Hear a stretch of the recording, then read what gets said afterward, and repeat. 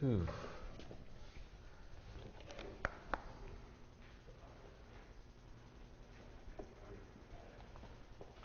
Okay. I had a slow morning this morning, so I thought I would give you guys a fun quiz to start. Okay.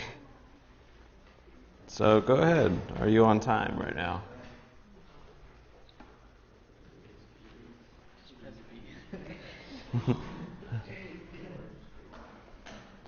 So yeah, please don't get this question wrong, or I will have to fail you in this class. Just kidding. Okay, we all entered? Want everyone to get credit? Hurry, hurry, hurry, hurry, hurry. Okay. All right, all in? All right, great. Thanks. So the reason why I wanted to give you such an easy starting quiz is we have kind of a full set of things to do today. So we're going to use a graphical approach to talk about aggregate supply and aggregate demand. So I'll talk about what this graphical approach is in a second. But aggregate supply and aggregate demand, this is like the main model underlying the two chapters you had to read for today, 24 and 25, I think that's what it was. And basically it's the next iteration in these models that we've been developing. So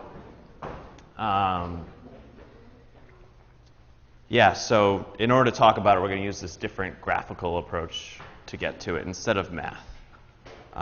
Once we do that, we'll use that understanding to talk about policy specifically with this model. So we've talked with the Keynesian cross about how when we do certain types of fiscal or monetary policy, how things change with output. This model's similar. How do changes in different policies affect this model? So the first thing I want to say about this ASAD is that really the book does a bad job of introducing you to it. So if you start reading chapter 24, you notice on the first page there's just this new model. There's an AS and an AD, and there's a P and a Y, and it's really confusing, right? All of a sudden you get this new model, and you're thinking, or you should be thinking, where does this come from? I don't even know, how this connects to what we've been doing so far. And I also complained about this in the pre-class video. I said, where does this thing come from? Why is it P and Y on the axis, right? So one thing I've been trying to get you to think about when you see these supply and demand pictures is to think, what is this? We don't just say this is a line. Just being able to do basic algebra doesn't make you an economist. It's thinking about what the picture represents. So today we need to think really in depth about what this picture represents to be able to get conclusions about how policy is going to affect it. Right, so if you're like me, you saw this picture, you saw things shifting around, you read Bernanke and Frank talking about how shifts affect the thing, and you got lost. We're going to make sure you don't get lost. You know how these things shift. So specifically, the book's not connecting this model to the Keynesian cross and money supply and demand, the two things that we've looked at so far. In fact, aggregate demand, it comes directly from those two things. You would have no idea reading the book that that's so. It's those two models that are used to derive aggregate demand. So what we're going to do is show how it's derived. Okay? And this is where the graphical approach comes in handy. The other side is once we have that AD, we're going to come to AS. AS is the other side of the ASAD picture. That comes from the labor market. Okay, so after we start with the things we already know, this Keynesian cross and the money supply, money demand, and we use that to derive AD, then we'll come from the other side of the economy, from the labor market, and show how AS is derived. At the end of class, what we'll have is this great ASAD picture, and you'll be able to see why it's such a big deal, because it's kind of the nexus of three parts of the economy. The goods market, that's the Keynesian cross, the output, we've talked about that. The financial market, that's the money supply, money demand, we talked about that. And the labor market on the other side of things. ASAD is the intersection of all these parts of the economy. This is why it's important, right? So we'll see by deriving it exactly why it's important. So why will we use this thing I've called a graphical approach, and what is it exactly? So what I say is, when we use math in this class, equations and whatnot to drive things, this is just a tool for understanding economic content. Okay, equations are just a way for us to be able to put some kind of rigorous format on the economic idea. So we say that investment is a negative function of interest rates, because when interest rates are higher, it's more expensive to borrow and you invest less. And we use a mathematical equation to write that down. We say investment is negative interest rate, something like that. When we use the math here, we're just using the math to represent the economic intuition, right? So it's not important that you just understand the math. It's important that you understand what the math is representing. So when we go from the graphical approach, it's actually a different way of getting at the same thing. It's seeing these relationships visually. And for a lot of people, it's an easier way of remembering complex relationships, okay?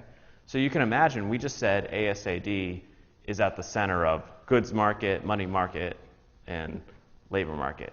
That sounds like a lot of equations to me. But when we look at it graphically, it becomes much clearer, much easier to understand and to pull the economic intuition away from it.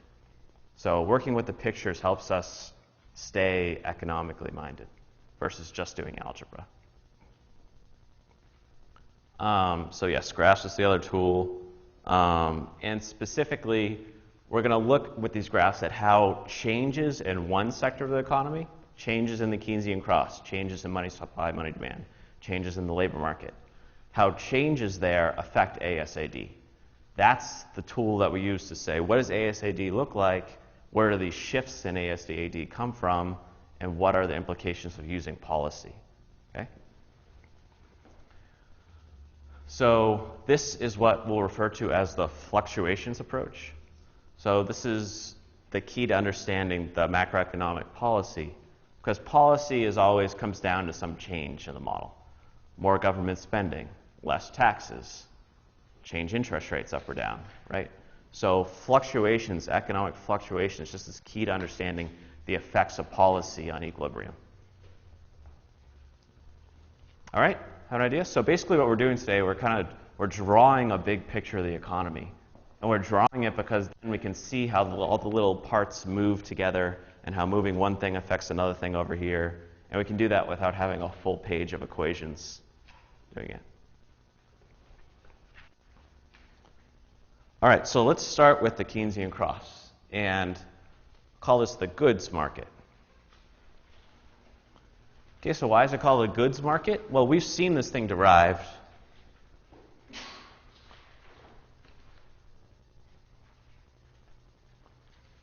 And the equation we've seen is this. Z is C plus I plus G.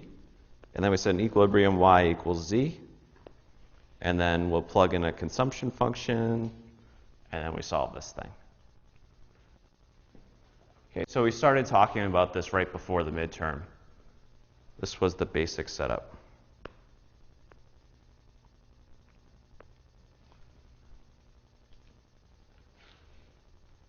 Okay, what about this more general specification written up here?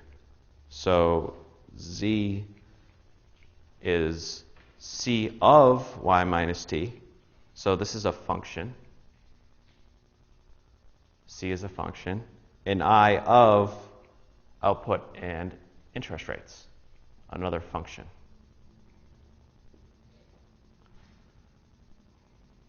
Okay, what do we mean by C being a function of y minus t? What's the example that we've used of a function of y minus t?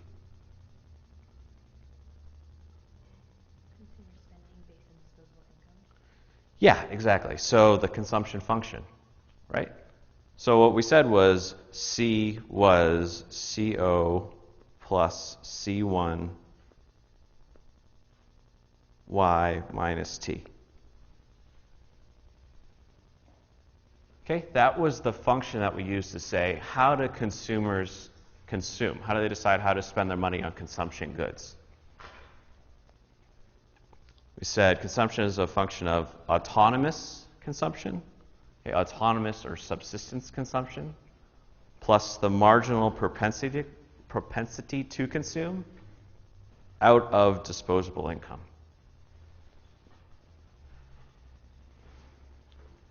Okay, so that was the way that we talked about this consumption function. What this is just saying that C is a function of y minus t. Okay, of which this is just an example. Okay, get it? So saying it's a function is just being a little bit more broad about what it could look like. Maybe it would be c1y minus t squared. Okay, not that it is, but okay, any function of y minus t which is positive, increasing. Okay. How about the second component of the equation? I of y little I. What do you think that function is going to be? Right. So I is a function. I'll write it over here. I is a, and we can use a function of y and I. Okay, so I'm just using this curly qi to say I is a function of y and I.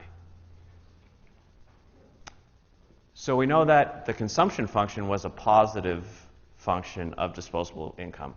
Okay, that makes sense from economic intuition because people have more disposable income, they consume more. What about this next function? Is investment a positive function of output? Is it a positive function of interest rates?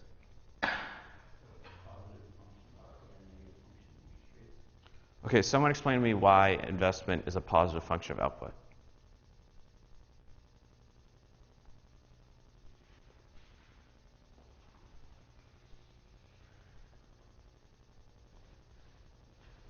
Okay, why is this a positive function?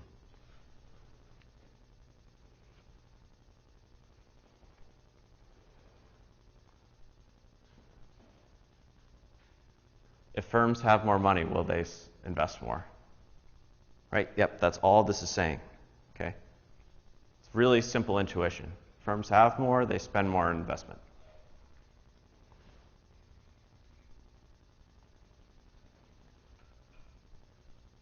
What about the other part of this function? Why is this negative?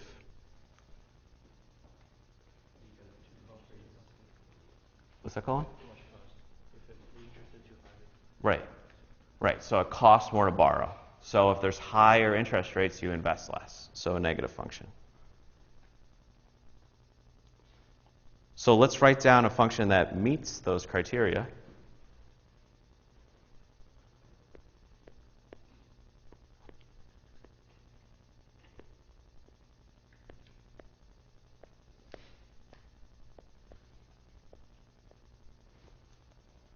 Okay, ay minus bi.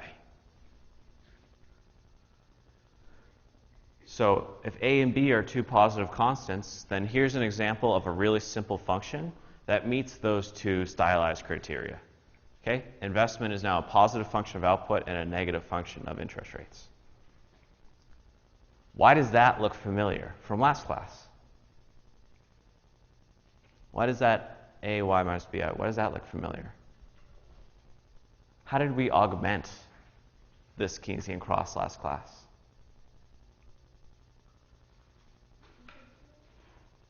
Yeah, with the interest rate. And why did we put the interest rate into the Keynesian cross? For policy to see what? Right. So our idea was we want to see how monetary policy is going to affect output here. So we augmented our basic version of the Keynesian cross without interest rates with interest rates to see how changing the interest rates would change the equilibrium in this model. Okay? So now we have this more general kind of formula. We're saying ay minus bi. Don't be intimidated by that. Okay? An example of this with numbers would be investment is equal to -6 times interest rates. Right? So we did some examples like this with numbers plugged right in. So saying A and B is just a general way of saying positively depends on income and negatively on interest rates. All right, so let's clean this all up and write down a function that satisfies all this. It's z is CO plus C1 y minus t plus AY minus BI plus G. And obviously here we have NX is 0.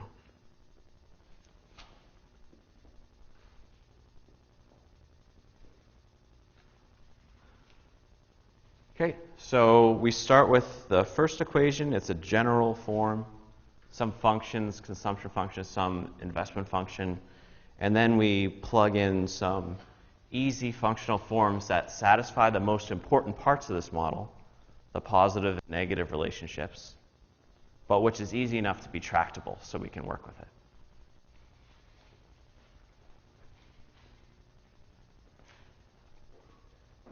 Okay, how do I solve equilibrium in this model? Okay, good. So just like the original model, we have on the left-hand side, we replace z with y, and then we collect all the y's on the other side. So we get CO minus C1t minus BI plus G plus C1 plus A y.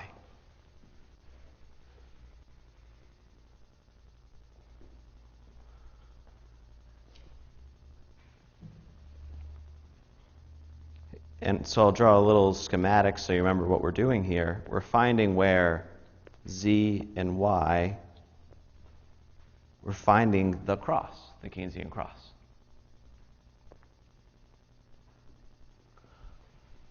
What's different about this setup than the setup we've seen before?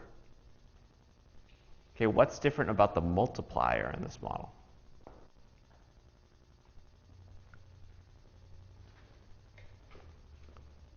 We can finish this, both y's on both sides. On the same side, y minus C1 plus A times CO minus C1t minus BI plus G.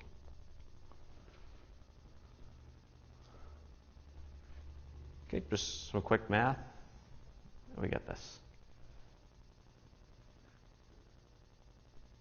So what's the only difference between this and what we've seen previously? Yeah, why is that different? So is the multiplier here going to be larger or smaller? Who agrees with that? Okay, so someone else tell me, why is this larger or smaller?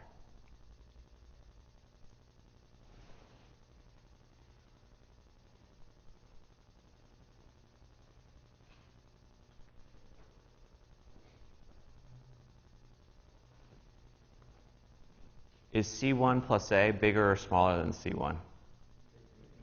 Bigger, okay? So if we have 1 minus a bigger number, then we have a bigger or smaller number in the denominator? Smaller. So what is 1 over a smaller number? Bigger. Okay, so the multiplier, which is this term, is bigger now. Okay, and this all draws back to this, it's kind of this feedback of the A pre-multiplied on the income.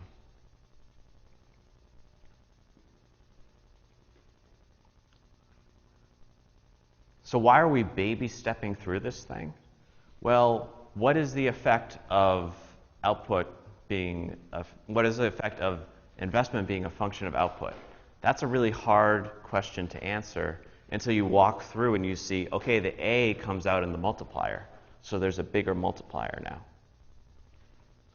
Okay, so by example, we've seen that taking the first model and thinking of simple functional forms and working through it, we get to an answer at the end that's very easy to see. There's a C1 plus A now. That A makes the multiplier bigger.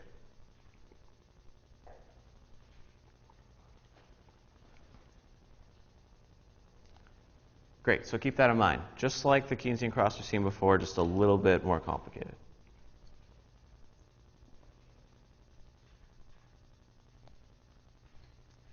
Now let's look at money supply and money demand. Now, this is also known as the financial market, which makes sense, right? Because we know that this market represents how the Federal Reserve trades bonds and other assets with the public.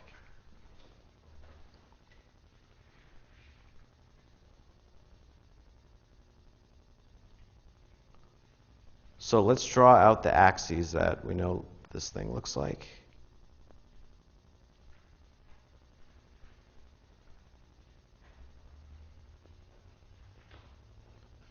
Interest rates in M over P.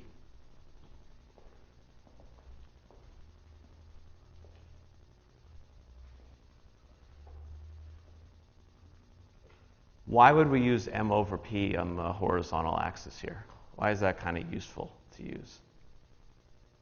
Or what even is it? Nope. What is M over P? I said it in the video. Nope.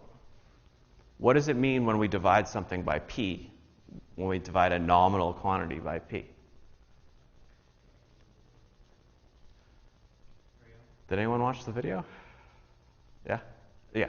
Real, right. So this is a real quantity. Okay? So whenever we divide a nominal quantity by P, we're saying per P, out of the price level. So when you divide by P, you're saying, what is the real buying power of this thing?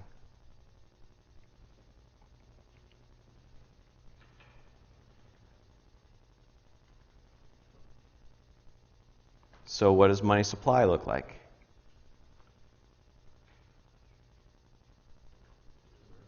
Vertical line. Great.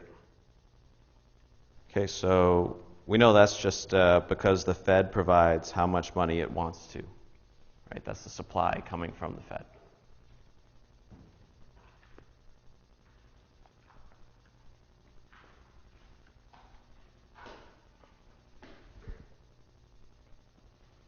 How about demand? What does that look like?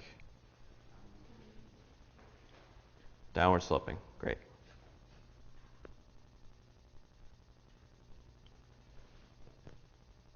Sometimes we make it curved. Here's just a straight line.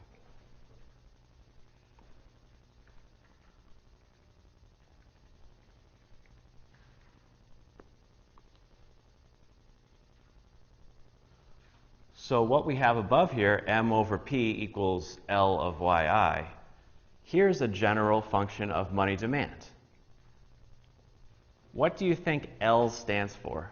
When people make decisions about money demand, what key concept of money versus money in the bank do people take account of? That starts with an L. Now think about, so what is true about money in your hand that's not true about a bond? Liquidity. Okay, right? So M over P, the money demand, has to do with people's preference for liquidity. How much they want dollars they can just spend. You think of liquidity as easy to spend it. So this is actually the clicker question we talked about last class. I think you remember I put up a question that said, which one of these does not factor in people's decision of how much money to hold? And the answer was unemployment. That was the only one. Remember that? Towards the end of class? Okay, so is liquidity preference, is that a positive function of y? Is it a positive function of I? What is it?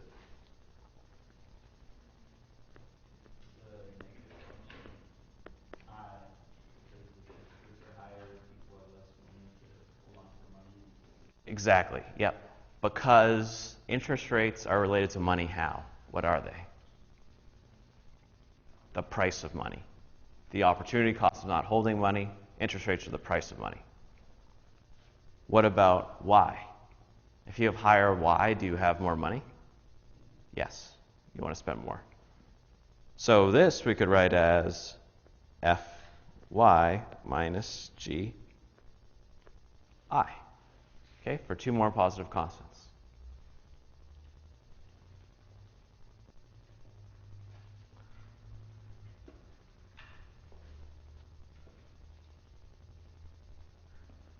Okay, so I think you might see what I'm doing here. I'm starting with these big general functional forms and saying what parts of this functional form matters. It's this positive or negative relationship to the key variables. So if we can just specify some kind of function that satisfies these certain components of the model, then we can say something concrete. This is all like the globe example I keep on talking about. How detailed do you draw the Earth? Well, if you want to say that most of the Earth is ocean, you have to have most of the globe looking blue.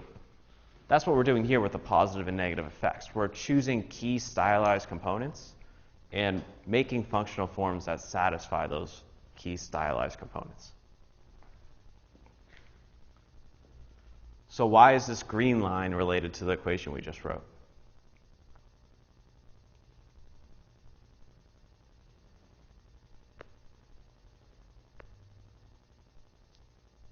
Okay, so write the equation for this. What is the equation for that?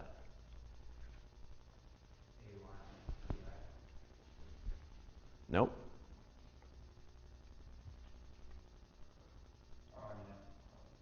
Okay, just before we just shout it out, try to work on it for a second. What is the equation for money demand given that functional form?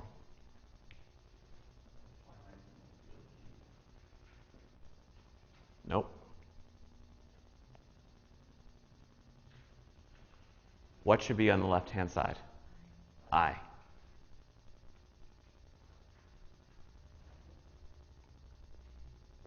I equals?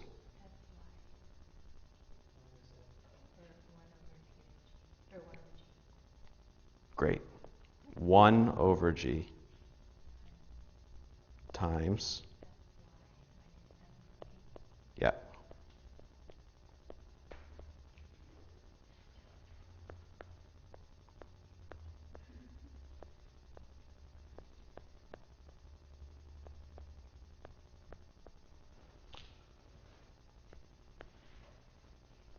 Okay, so what we had to do to solve that was see, we have a function here. We derived it from our idea about what it should look like from the liquidity preference.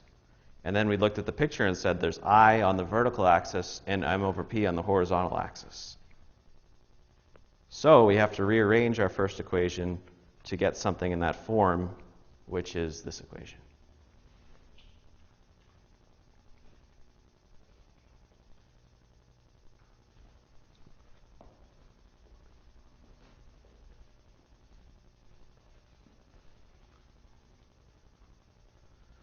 Okay, so what we have here is a complete summary of the models we did so far. We have this function that represents the Keynesian cross. It's a function of interest rates, so we can talk about monetary policy. And we have this money demand equation, and we derived it from our intuition about what the liquidity preference is.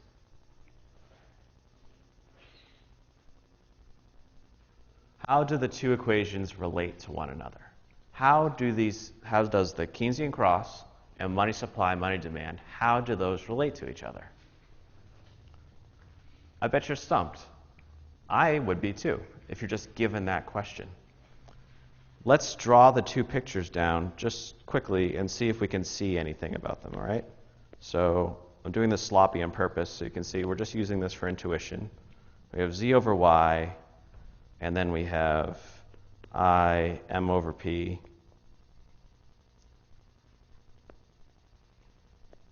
demand, supply, 45.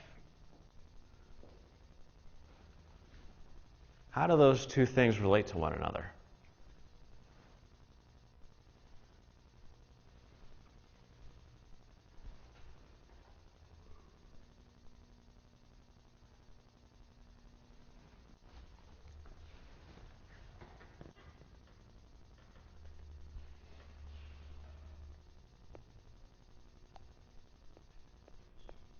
What's one example of how those two things relate to one another?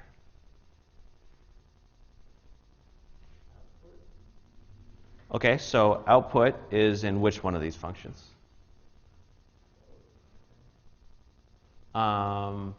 Maybe, so when you say both, you mean what? Not explicitly, right? Right, so output is maybe explicitly here. But let's talk about that. You're thinking the right way. How is it implicitly in the other picture?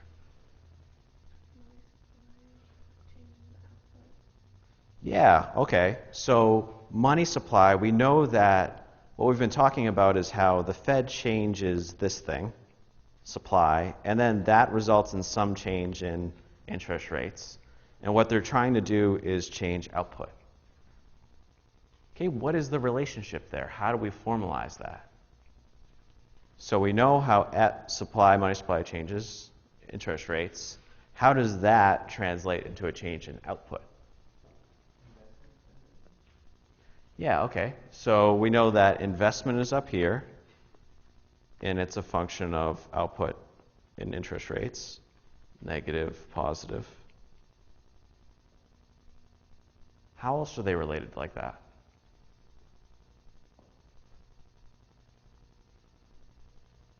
Let's talk about the axes. Interest rates, real money supply, output, and planned aggregate expenditure. How are those four components related to one another?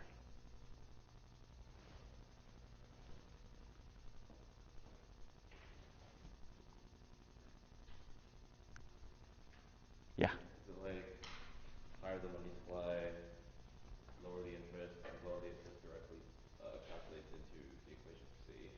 Right. Which is the fact, I guess, what cost intersect. Right. So what you're saying is that there's some function underlying one that's in the other and vice versa? So what is in money supply, money demand implicitly that's in the other explicitly? And what's in the first implicitly that's in the second explicitly? Okay? Explicit, you see the letters.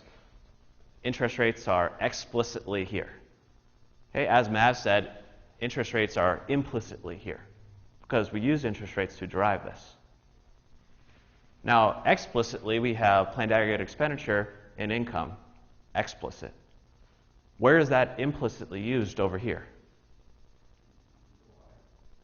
That's right. We used it to derive demand, didn't we? Remember, we had the liquidity preference, and we said more Y means you hold more money. So we have two key variables shared here. I, interest rates, implicit, explicit. Y, income, explicit, implicit. So let's use that. And this is the first step in our graphical approach. We write Y, Z,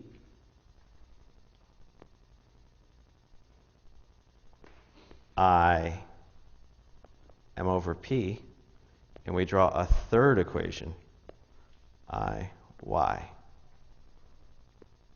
I, Y, Y.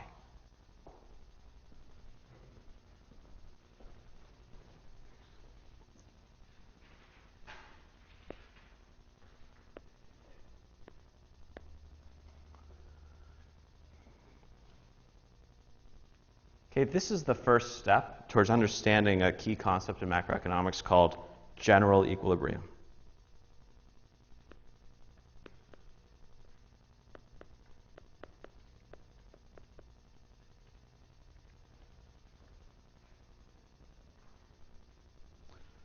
We had two separate sectors of the economy, the goods market and the money financial market. We wanted to understand how the two were related to one another.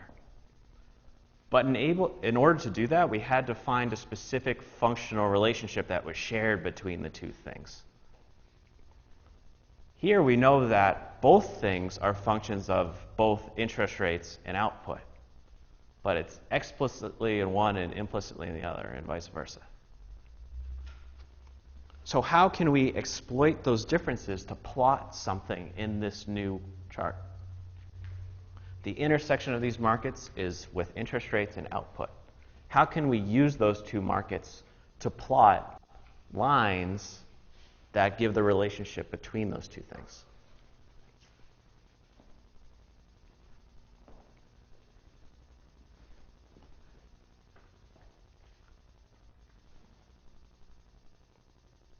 Let's start with just one y. Okay? Here's one y. And why can I use a vertical line to give that y on both? It's because they're lined up. They both have y's on the horizontal axis. Right? So there's one y.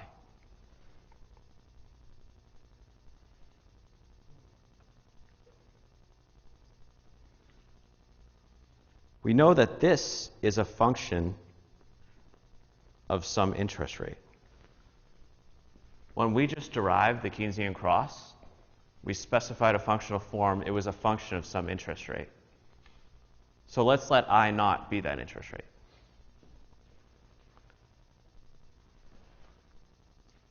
We can plot that point down here. I naught.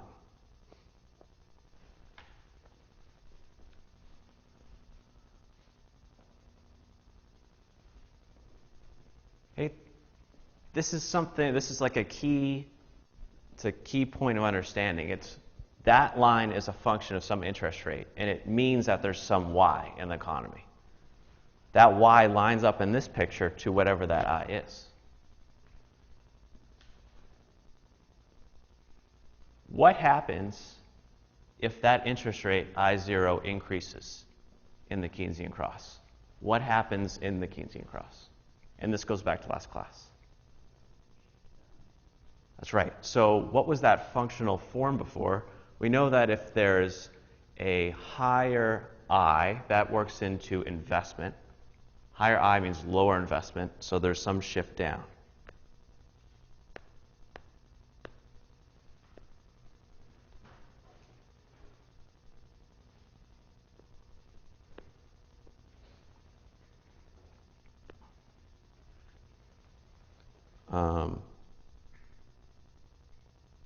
Right.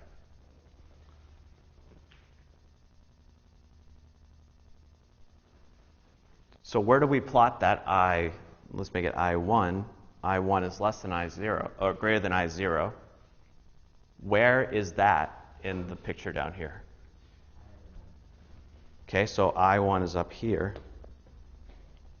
Where is the new y? It's to the left.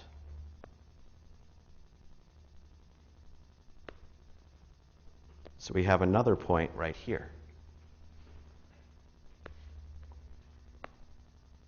How are those two crosses, the orange cross and the blue cross, related to one another? Downward sloping. This is called the IS curve. Investment saving.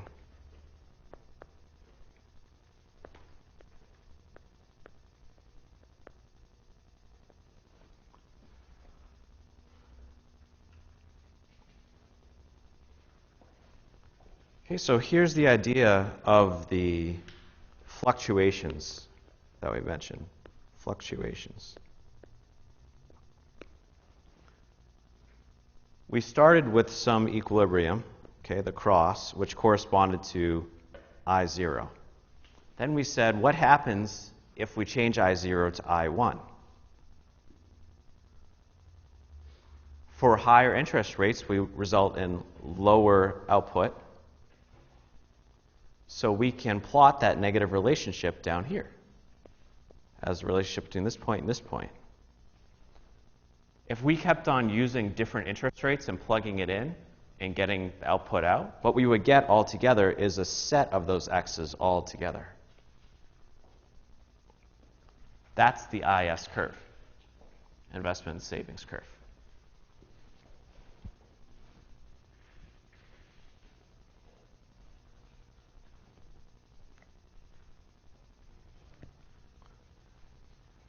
So what did we just do? We took the Keynesian cross, we have the implicit interest rate, we changed it, and we got, on this picture, the IS curve. Now we're going to look at the money supply, money demand, and what is the implicit thing we're going to change here?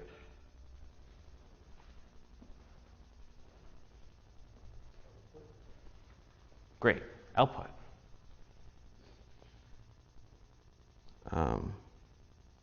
Oh no! How do I? Oh, thank God. Okay. Okay, so we started with finding the equilibrium up here for some I0. Now we know this is a function of some Y0, whatever the equilibrium is on this point. Okay, Y is the implicit thing here.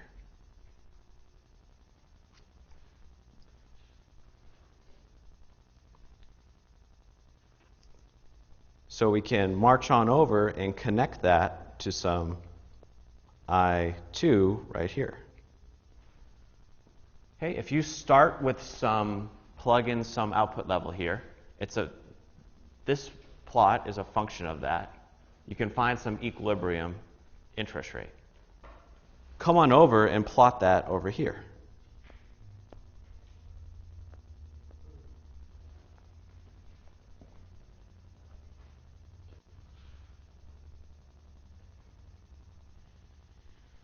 What happens then if we go through this fluctuations approach again and we change YO to some higher Y? What happens in this picture?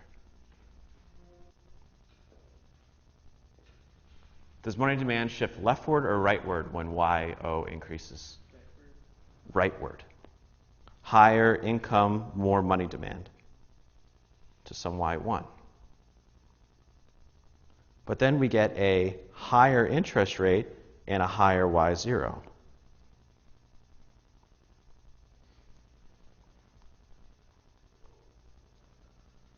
This curve is known as, some of you may guess it, LM, liquidity and money curve. And this is known as the ISLM model.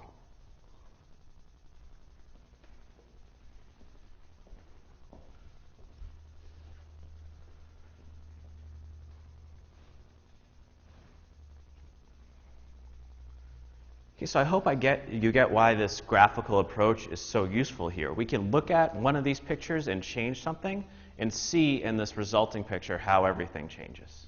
And do that from the other side too. And what we've done altogether is started with the two separate things we did in class totally separately, and we put them together and said, now we have ISLM, this relationship in interest rate output space. And why is this useful? Because we're going to use this to derive aggregate demand. ISLM is the key point between what we've done and aggregate demand.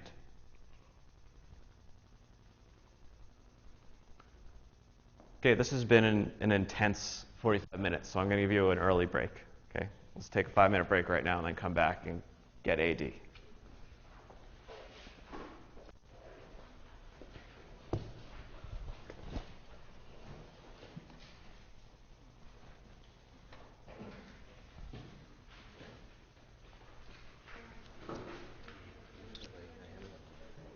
What is this? The homework for the enough one. Last class? Or? Wait, I thought that was just today. Oh, yeah.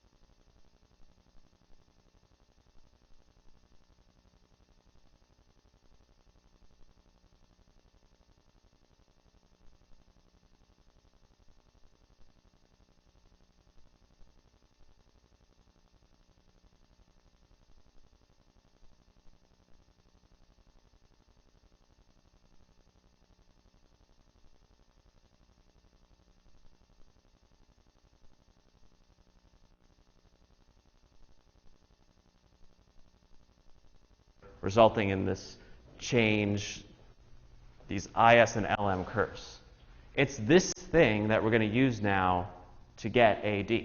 So the whole point of this was to connect the two pictures that we know to this new AD line. So let's draw it.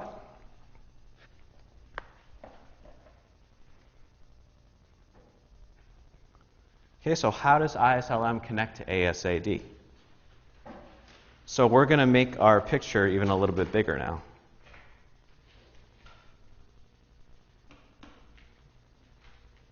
Okay, there's going to be 1, 2, 3, 1.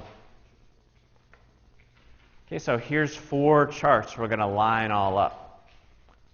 So you can see more and more now why we're using these pictures to talk about these relationships. If we were using 4 sets of equations, we would have 8 equations, and we have a set of 8 equations, and it would be super unintuitive. So by using the pictures all lined up, we can get more intuition for where these changes are coming from. Y, I, Z, I, M over P. And what goes on this axis? We're going to use P. The book uses inflation, which is a little non-standard to use because inflation and price level aren't the same thing, right?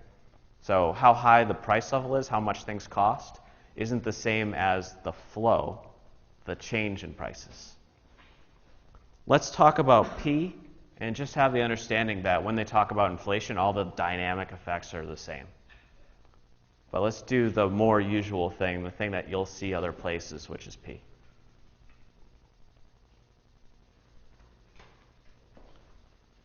Okay, so what do you notice about the way that I set all this up? Now we have I matching I in the horizontal direction, right? What about the vertical direction? Now we have Y matching Y matching Y.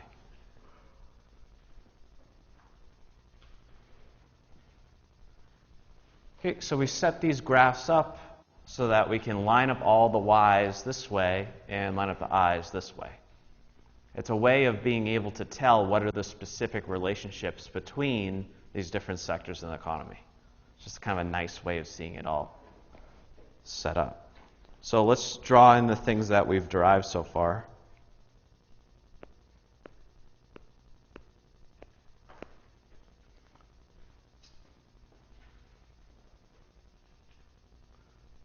And you can imagine a situation where, just like the beginning of class, we started with some specific A, B, F, and G to get the the Keynesian cross and the money supply money demand, and then we use those things to get ISLM. So the question is now, how do we get from our ISLM to a downward sloping line in this picture, which is AD? Here's the AD line.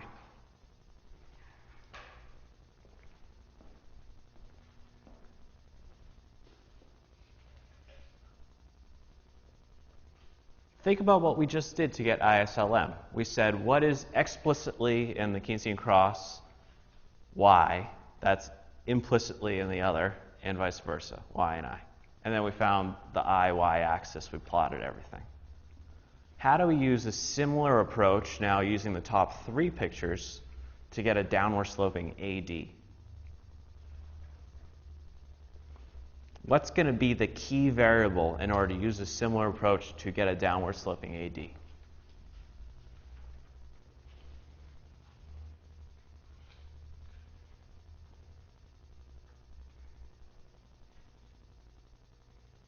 Yeah.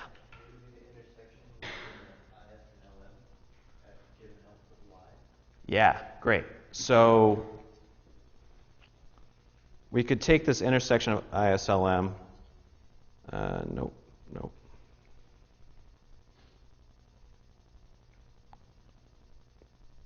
Okay, and plot down, right? So what this vertical line is it's whatever Y was determined in the ISLM picture is the Y that's also on the AD line. what corresponds to that AD? It's some P. Right, so what we did for a similar approach in the ISLM was we took the y as given, and then we said, what happens when we change I in the Keynesian cross? Then we had a shift there, and that enabled us to draw another cross and to draw the downward sloping IS curve. So how can we do a similar thing here to get another point on the AD curve and determine that it's downward sloping like that?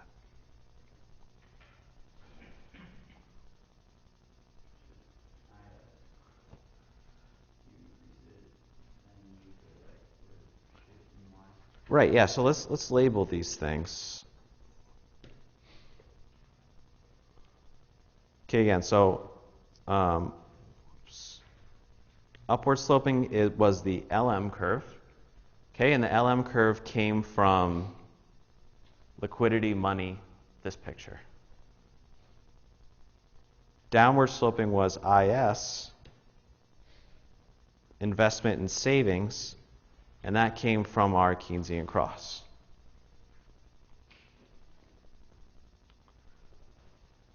So we can see, and this is just an example, if IS shifted out, then we would have another Y, and we could think about how to plot another point down here. What things would change IS or LM that would result in us being able to plot another point in YP space?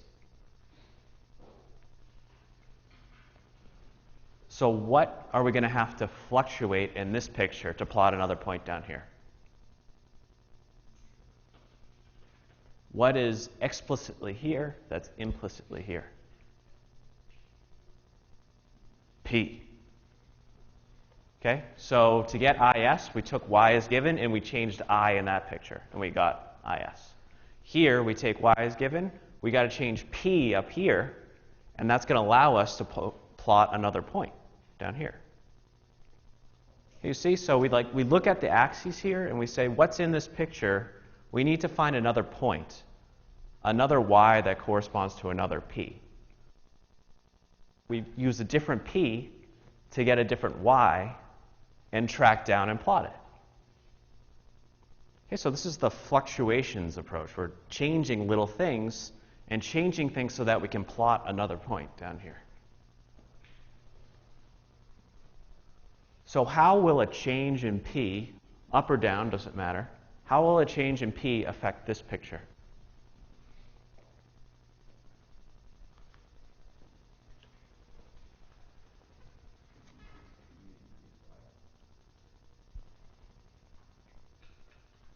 Yeah, so we know because we know AD is downward sloping, that the final effect has to be lower P, higher Y. Where does that come from in our picture above?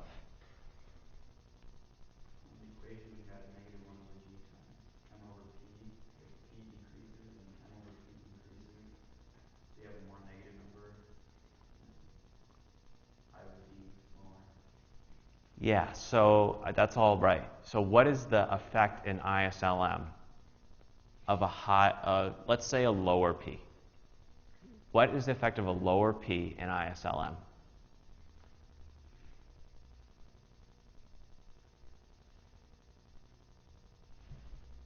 Let me give you a big hint. Where else do you see P in this picture?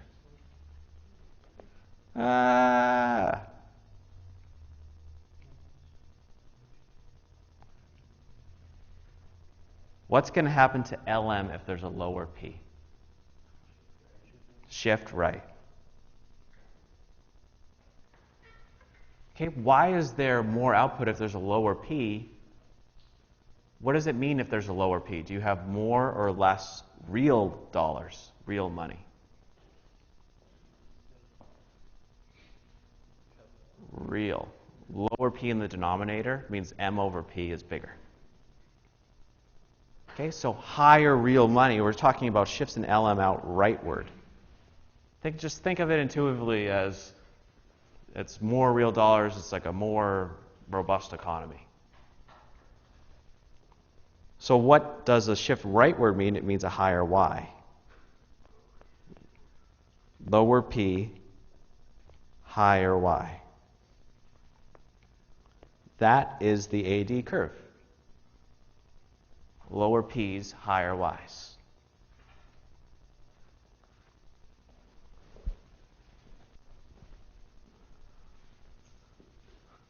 Okay, so not like the book said, AD isn't just an equation. It comes from the things we've seen. We use the two parts of the economy we've already derived. We derive ISLM, and then we can use ISLM to see that changes in P cause shifts in the LM curve. It's shifts in the LM curve that allow us to plot AD as downward sloping.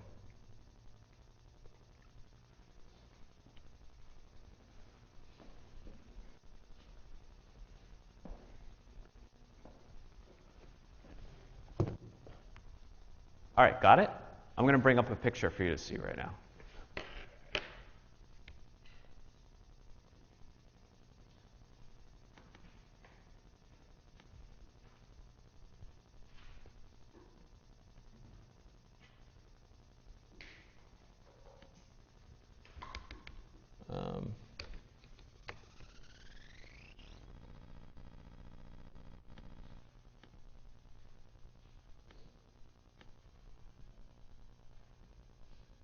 Okay, so this is the picture that I used during the video, actually. And what you can see here is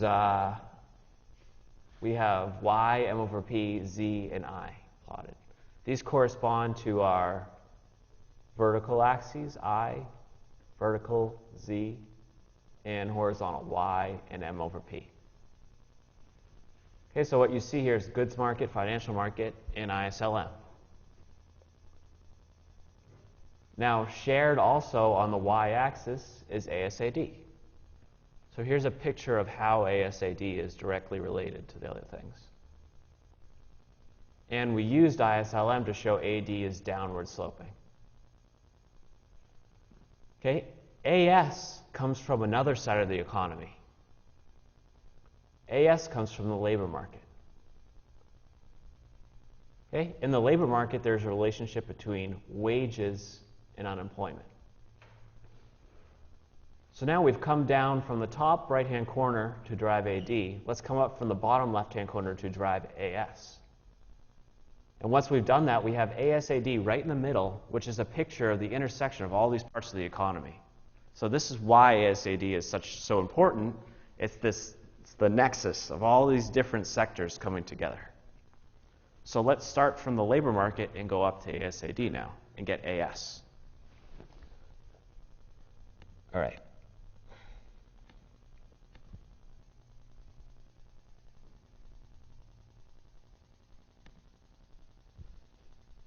So specifically, we're talking about how firms choose labor. And this goes back to some of the things we've already talked about, how firms choose labor.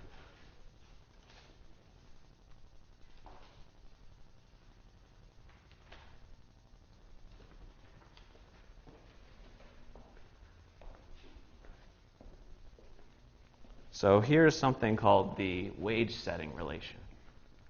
Don't be intimidated. You don't need to know what this is right now. I'm going to explain it. But the approach is going to be just like we did with the Keynesian cross and the money supply and money demand. We started with some general equations. We picked out the important parts of those equations. And then we got some relationship, and we used that to get down to AD. Let's go from the other side, AS.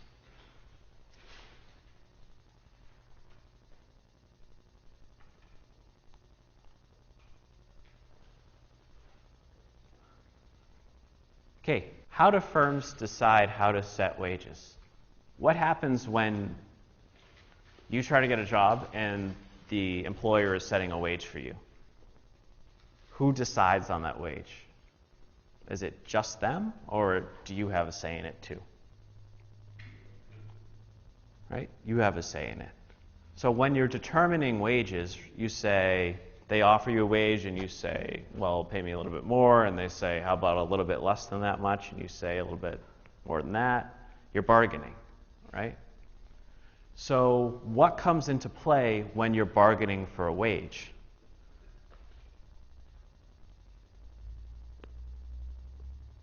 The unemployment rate.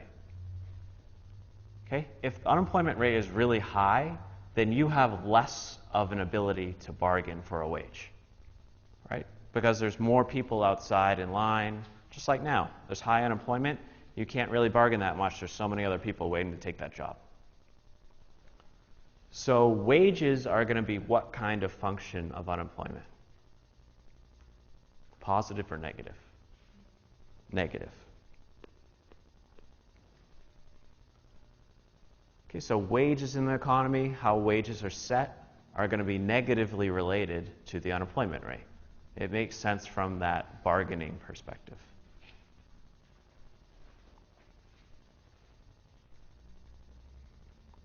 Now, what is E of P?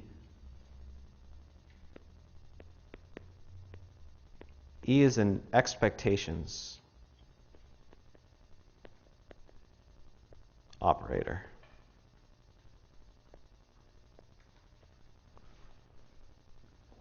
Okay, we're saying the expected value of prices.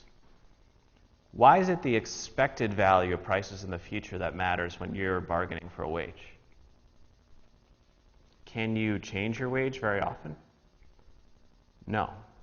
Right? Your wage is kind of set, at least for a little while, at least for a year until you can get a promotion or a demotion or whatever. But when you're bargaining for a wage, you don't really have in your head the price right now. What you're really thinking is the price in the future. Because whatever wage you are getting paid over this next year it only has meaning in terms of what the price is over the next year. Okay, so determining the wage is made up of both your expectation of what prices are going to be and some negative function of the unemployment rate.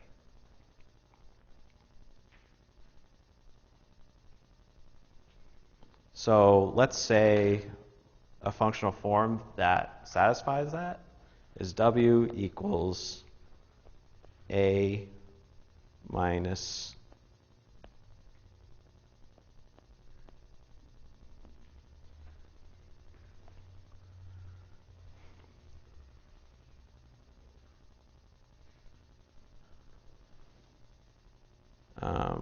you know what? We can make this even simpler. I'm just trying to give you a simple functional form so you can have intuition for what the lines are. Let's say that it's the expected price level minus the unemployment rate. Hey, what I'm doing specifying this model is I'm saying what is a simple functional form that captures the key elements that we're interested in. This is the simplest possible functional form I can think of that says wages are higher when there's a higher expected price level and lower when there's a higher unemployment rate.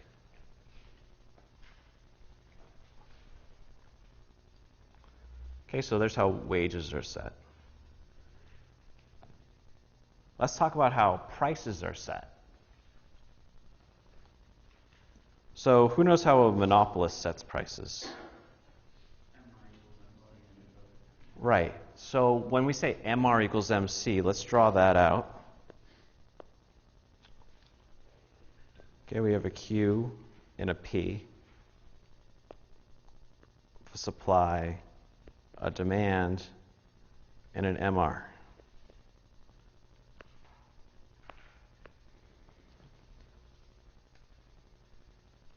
Okay, so we know what a monopolist does is they find where MR is equal to MC. That's the profit maximizing point. Now, if you don't remember the specifics of why that's profit maximizing, don't worry about it. Just know, that's the point that maximizes profits for a monopolist. How does this monopolist decide what price to set?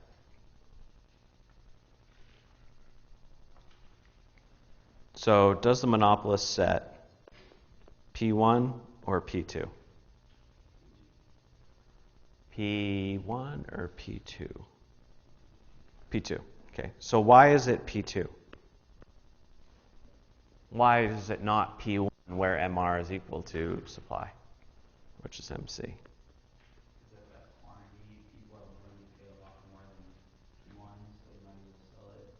Yeah, great.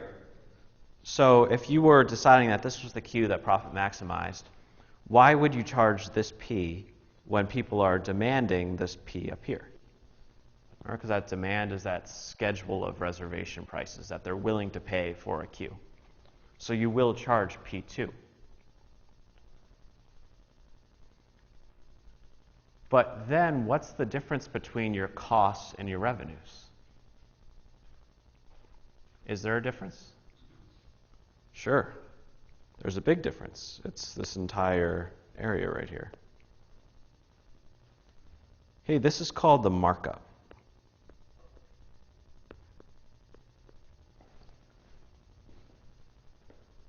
So the ability to take monopolistic power and set prices which are higher than costs is the markup that a monopolist has.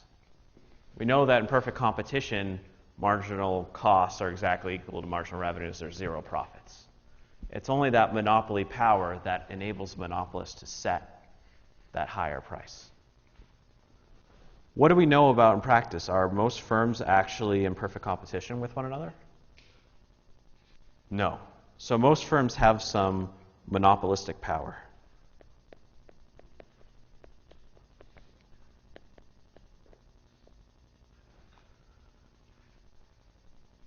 Okay, and the example of monopolistic power is you have a little bit of ability to differentiate your product from another product. So for example, there's like the 5 gum is like the cool gum, and they have like a black package and weird commercials and stuff. So they have some brand differentiation which allows them to charge $3.50 a pack instead of 25 cents for Wrigley's or whatever. So firms that have this branding power they're kind of a little bit of a monopoly, right? They have the specific good they sell. We sell the cool gum. So you're willing to pay a little bit more than it. We're the only ones that sell the cool gum. Monopolistic power is the ability to set a little bit of a markup, a little bit of a difference, but not as much as a monopolist. Okay, so our theory says that most goods that we buy are from firms that have monopolistic power. Okay, they're not monopolies, but they have branding power. So what does that depiction of reality say? It's the economy are going to be equal to a 1 plus markup times the wage. Markup mu, the Greek letter mu.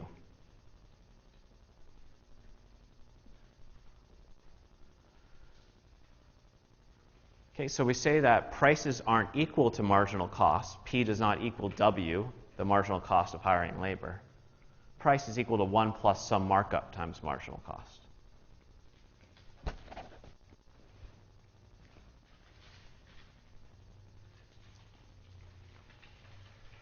All right, so we just talked about how wages are set and how prices are set. Obviously, the two are connected. They're connected because of W. So let's talk about how those two are connected and use that connection to get up to the AAS curve.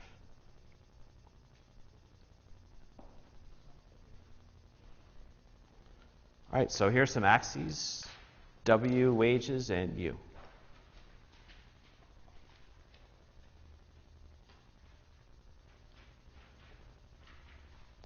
Let's plot the price setting relation first. Okay, so the price setting was, again, I'll use a PS to mean price setting.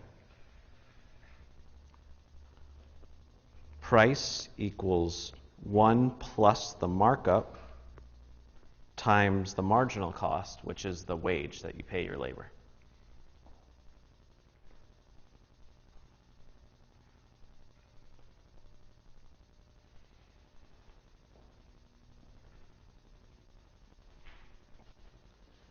How do we plot that equation in this picture?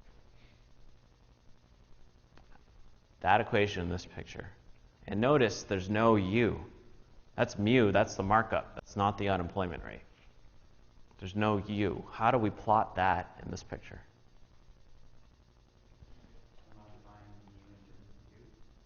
Yeah, so that would be one way to say mu is some function of U and then figure out what that is. That's a good idea. That turns out to not be what we do here, but that's an alternative. So what shape will this line have here if we don't say anything more about that function, if we just keep it as is? Horizontal. Perfect. Okay, why is that? Well, we can just rearrange this, and we get W equals P over 1 plus mu. Right, just divide by 1 plus mu. And then we get W is horizontal at P over 1 plus mu.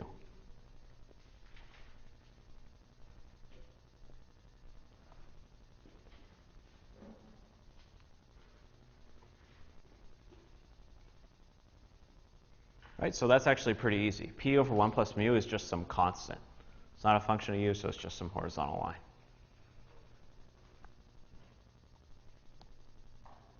So let's erase this so we have room to write the wage setting relationship now.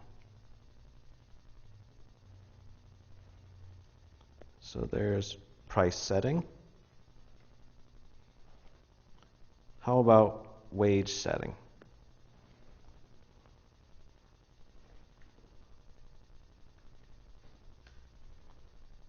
The functional form we said would be nice to use was this really easy one. Expectation of P minus U.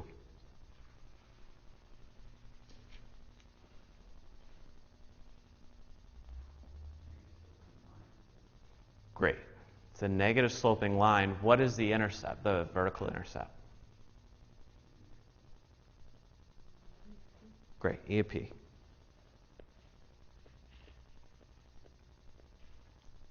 Okay, and it's downward sloping. What does it slope? Negative 1. Okay, because it's just negative u. So there's a negative 1 slope. It actually intercepts at E of P too then.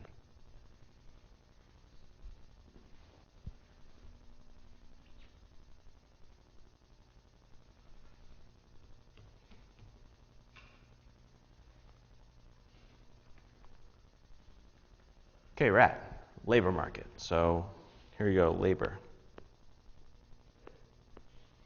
And this is wage setting. So what we did here is we got a really nice little picture that's kind of a complicated story.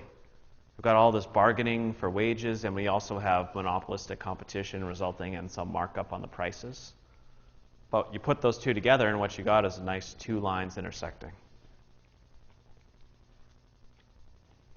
And what do we have then? It's U, some unemployment rate.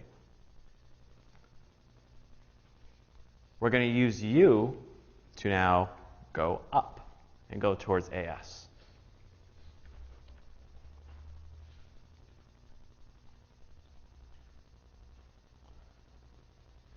So changes in what are used to connect this labor market to ASAD. So we went the opposite direction first. We used changes in both I and Y to get ISLM. And once we had ISLM, we used changes in P to get to the PY picture. Okay, so we looked at those axes of ASAD, P and Y. How did changes in P in the financial market trickle down to changes in AD? This question is a precursor from the opposite direction to try to get you to think about how we'll get there. How do we get to AS from this labor market? Changes in what are used to get to AS?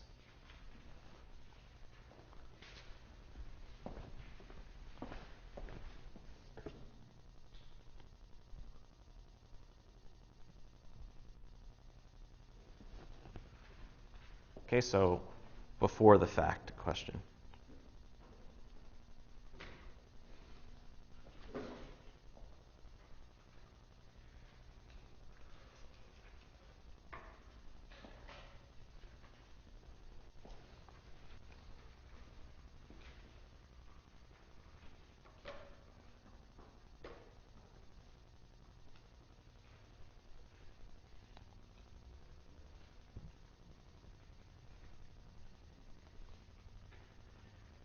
Okay, 5, 4, 3, 2, 1.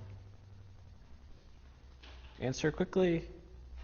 3, 2, isn't there 26 here? There you go. Okay.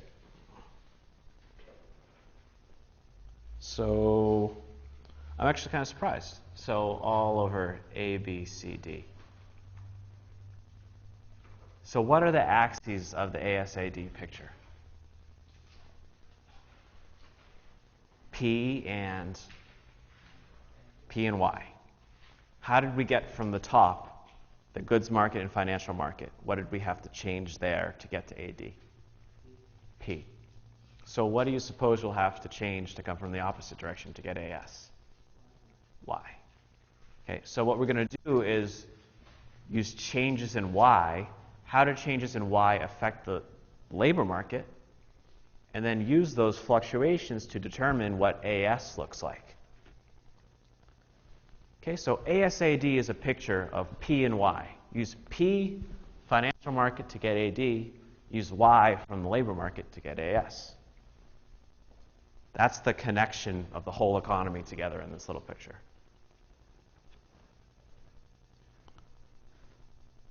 So let's do it. So the linchpin is this other picture, MRMC. Let's talk about it. So down here we had a price setting and wage setting relationship.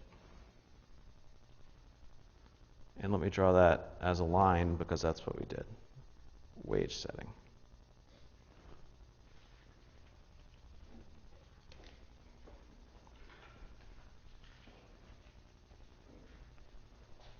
Okay, and in this picture we already have AD,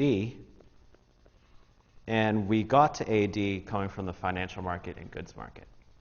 So let's come up from the labor market now and try to plot AS. So the key to doing that is going to be, again, using this graphical approach to put certain axes lined up together. Here we have unemployment rate,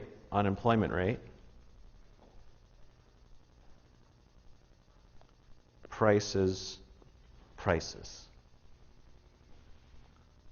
So in order to go from the labor market to PY, we want to go up first to PU space and then over.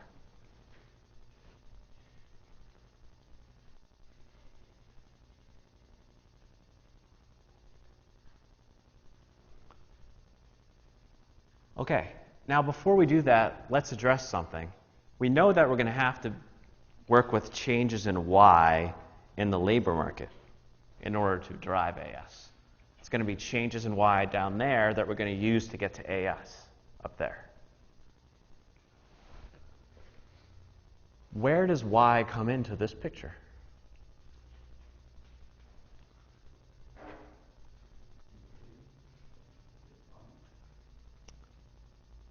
So what if I said this?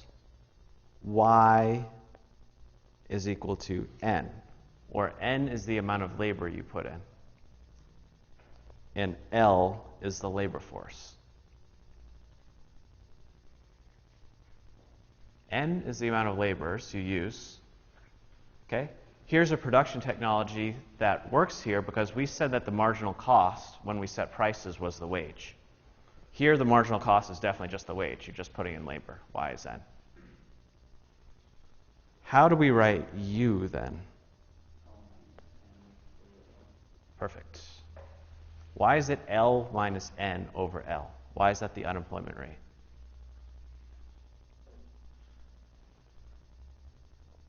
L minus N over L. That's right. So this is exactly the percentage of the labor force, L, that's not working. The L that aren't also N. How else can we write that given Y is equal to N? Right. 1 minus Y over L.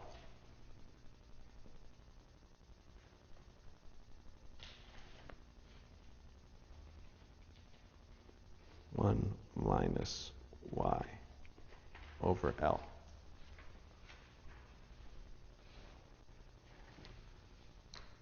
Okay, so if we want to draw the AES curve, we know we have to figure out how the labor market depends on output. We see here that it's through the production function. The unemployment rate is exactly equal to 1 minus output over the labor force. So we can just draw up and say 1 minus y over labor force.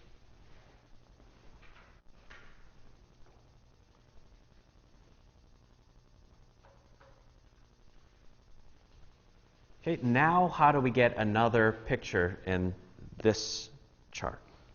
Okay, obviously we need some kind of intersection here because we're going to use that intersection to draw AS.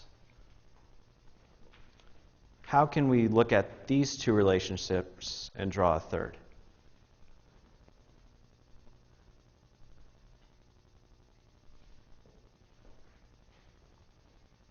So what is explicit in picture 1 that's implicit in picture 2? Price. Okay, so again, the fluctuations, what's explicit in the target picture that's implicit in the previous picture. How do chart changes in price affect the equilibrium in the labor market?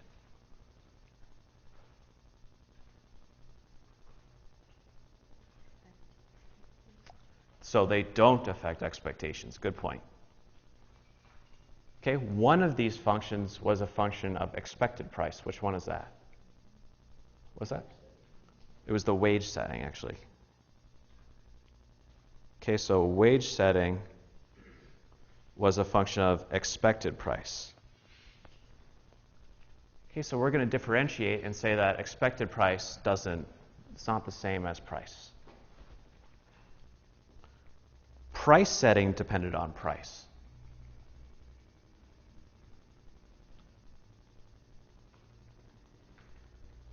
Specifically, this was price over 1 plus mu, the markup.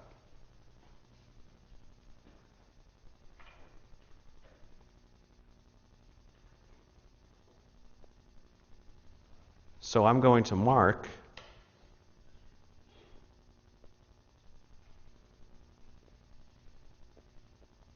a P0 here. This P0 and this P0 are the same.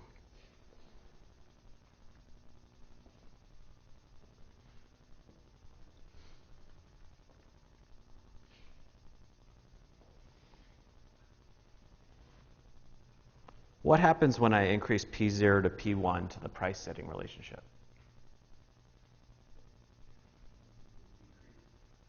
Nope. Careful. So what happens when I increase price? What happens to the price setting relationship? Increases. Great. Oops, it's not straight. Okay, this shifts up to a P1 over 1 plus mu. But that's a lower output at a P1.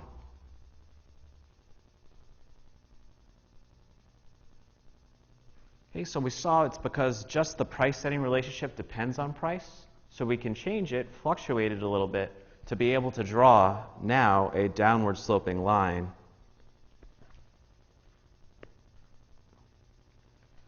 in this plane.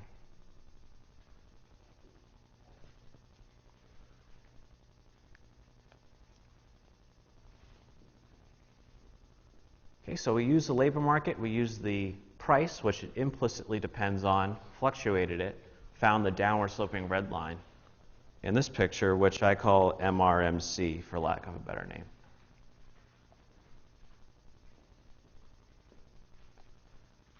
So finally, how does AS depend on this? So how do we get from that picture to AS? What do we have to fluctuate, which the labor market and now the MRMC picture implicitly depend on, which AS explicitly depends on? It was the last clicker question. Output, right, output. Now we have to see how changes in output affect AS. So let me clean this all up and then we'll do it.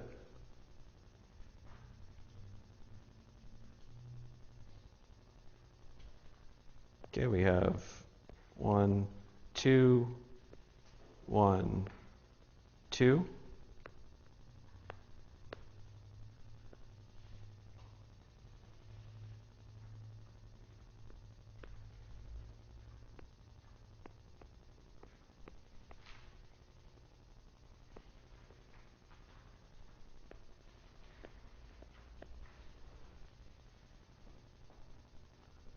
Okay, the unemployment rate from our new MRMC picture depends on output. Let's say it's Y0 and plot it in the picture.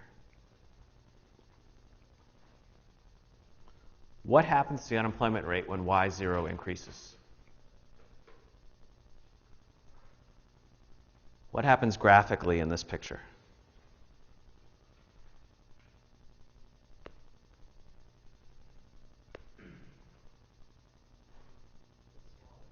Great.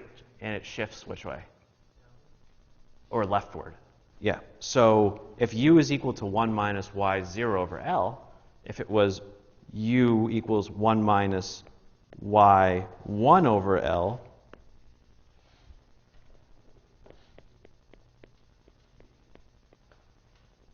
it would shift leftwards because y is a bigger number and you're subtracting it from 1. So it shifts left.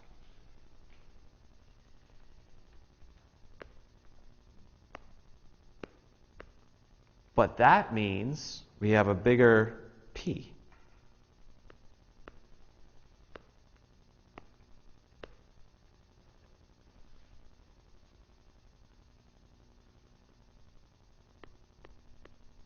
AS.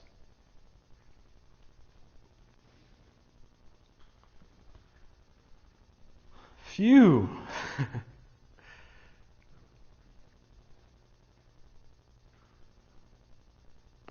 Let's draw an AD just for the sake of it.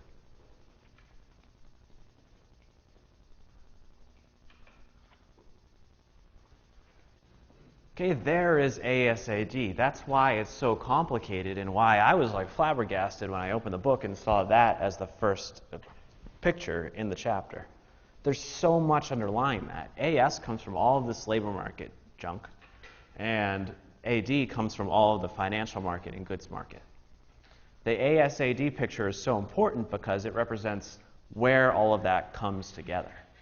So this is, this took us a while to do, but again, we're talking about the entire dynamics of how the economy is working. This is actually a pretty simple model. Think about everything working together. We just simplified the whole financial market, the whole goods market, and the whole labor market to a few equations and worked down to ASAD using them. Okay, so we have this really vivid picture now of what is ASAD, where does it come from, and this is when we can talk about how things shift when we change policy. When we change interest rates, where does that affect things? Well, now we know where it affects things. It's up there. It's going to affect AD, not AS. If you were simply given this picture and said, how does interest rates affect AS, you might think, oh, maybe it affects it somehow. We know now AS comes from the labor market. There's no interest rates down here. Okay, so interest rates do not affect AS. All right, so let's take another 5-minute break, and then we'll talk about policy using this model.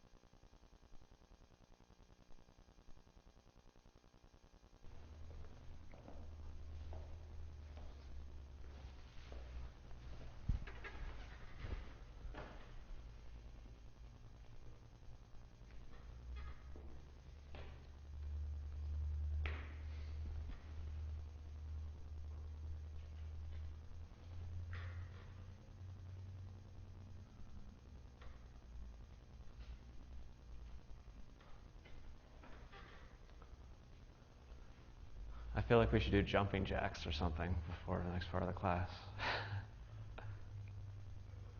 I'm sorry to be the one that has to yell economics at you at 10 a.m. on a summer morning, but don't hate me for it, please. So let's talk for a second about next week, just informally. So the exam's on Wednesday, believe it or not. What we had originally planned was to do the exchange rate stuff on Monday, which we can do a little bit of, but I feel kind of, I don't know, not bad, but like it's silly to give you new material 2 days before the final anyway, you know? So what we might do on Monday is just spend a little bit of time doing open economy type stuff, and then move on into final review things. Does that sound good? And was the review session with Arena helpful or for the midterm? Do you want another one of them or? Yeah, okay. All right, so I'll try to schedule that for Tuesday night then. So what times do not work Tuesday night? After 5 p.m. Every time works? Okay, all right. So I'll try to make it like 6 p.m. Tuesday night. Okay.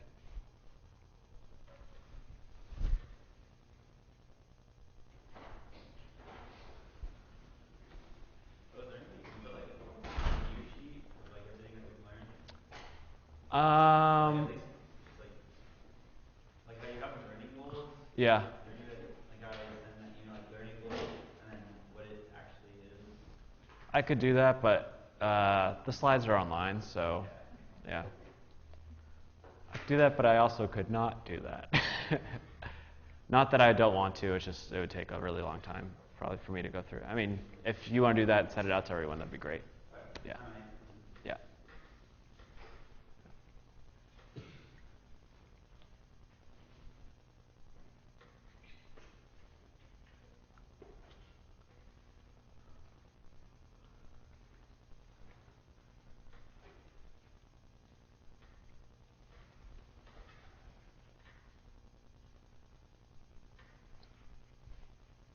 So I think what we'll do right now is I'll spend some time talking about how we think about policy in this picture now, in the ASAD picture, and how we think about different shifts in the curves using all the intuition we've just derived. But then I'm going to end class early, I think, because I don't know that everyone's getting a lot out of this today. Seems like there's a general gray morning tiredness going on here. So that's okay. But I think what I'll do is I'll end it early, and then I'll stick around here, and we can have like informal office hours or something if people want to go over the homeworks and stuff like that, or if you have individual questions. Because with the exam coming up next Wednesday, you want to, unfortunately, start thinking about all the problems, how to do the types of problems we've been doing. Okay? All right.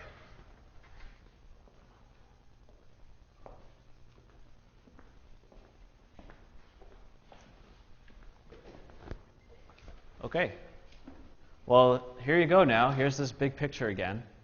So what we've been doing is building this. And using the graphs as a way of having some kind of sounder intuition from where these relationships come from than if we were just using equations. Or if we just started with ASAD and said, how do things change when they shift? Well, I don't know. It's really hard to know that. There's so much machinery coming out of this. So let's start in ASAD land, okay, and draw in AD.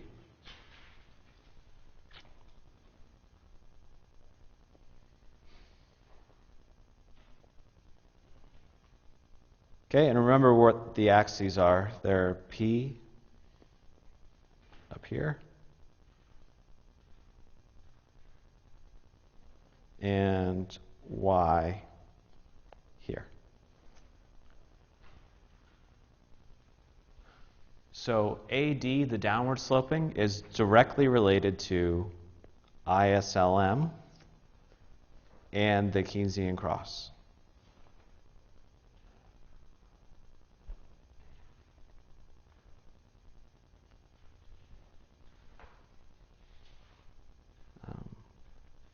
ISLM, which has the I-axis up here,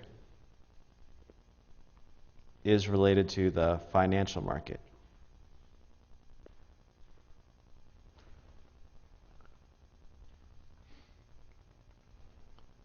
Okay, so we can think of any changes in AD, the blue line, as coming from the financial market or the goods market through ISLM and funneling down into AD.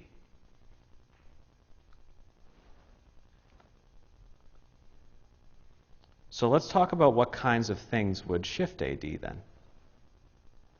So would change in monopolistic power of firms affect AD? No. Okay, why wouldn't that affect AD? That's right. That would be the labor market, which affects only AS. Okay, so anything that affects the labor market anyway is not going to affect AD. Would a change in monetary policy affect AS or AD? AS. Why would a change in monetary policy affect only AS? Only AD, sorry. That's right, yeah. So it has to do with the goods market up here. Goods market and the financial market. Okay, so originally we knew it only had to do with the financial market, how money supply changes left or right. But we know now that you can also write the goods market as a function of I, because we had investment was a function of output and interest rates negatively, positively.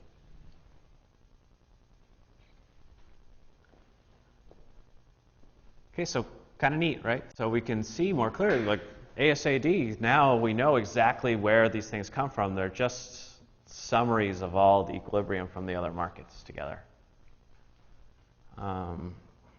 So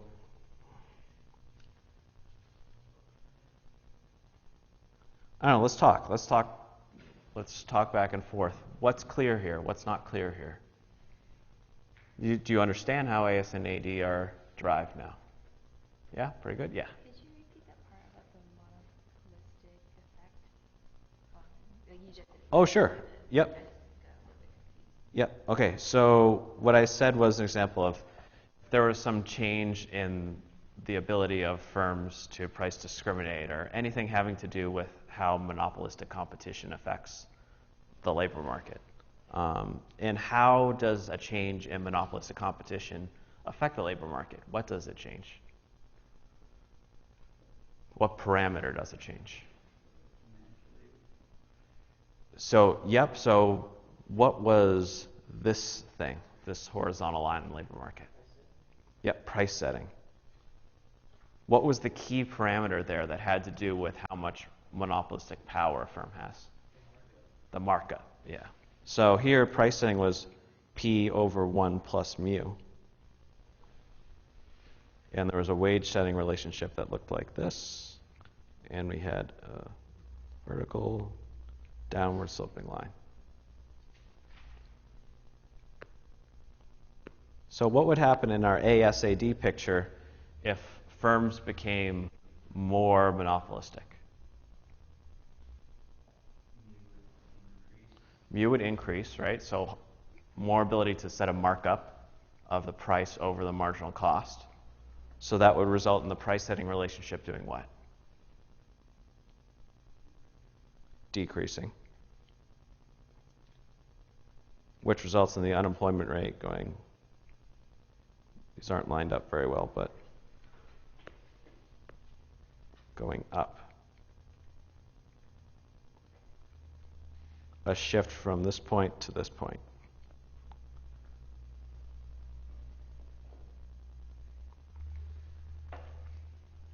So now we go from P and U to higher P, lower P and higher U.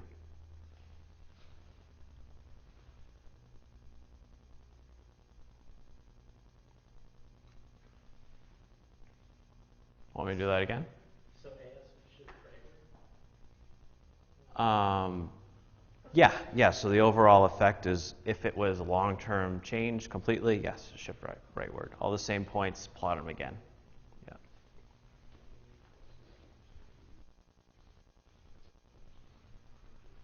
Yeah. So what I want to say about this is, I hope you see the value in this picture, because what the chapter does is ask you a ton of questions about things like this. How does the change in this affect this? Change in this affect this? What the picture allows you to do is come in and say, okay, the change happens there, and then it trickles down this, and then you can change the ASAD picture accordingly.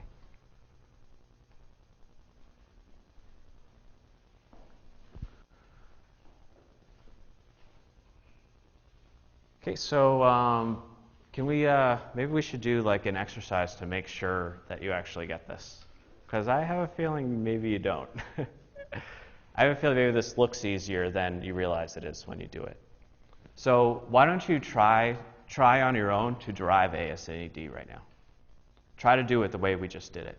Start with some basic relationships and get to ASAD. If you can do that, then you can talk coherently about how changes in different markets affect the equilibrium in ASAD. Okay, I'll circulate, and if you have any problems, just raise your hand and I'll help you do it.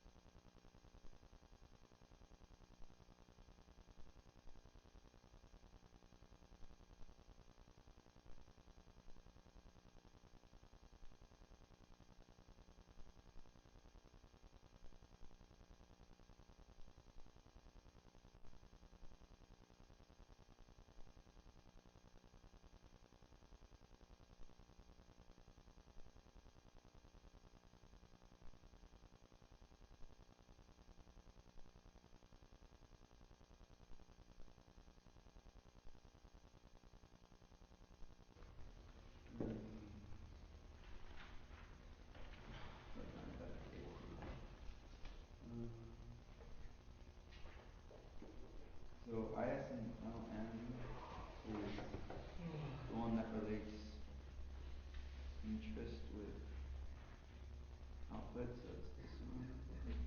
So, it depends on combination of this market and this market.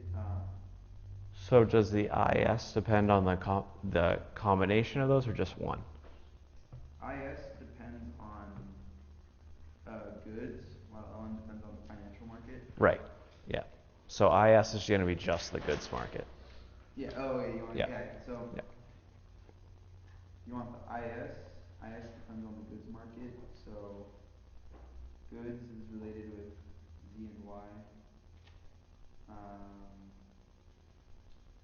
As output increases,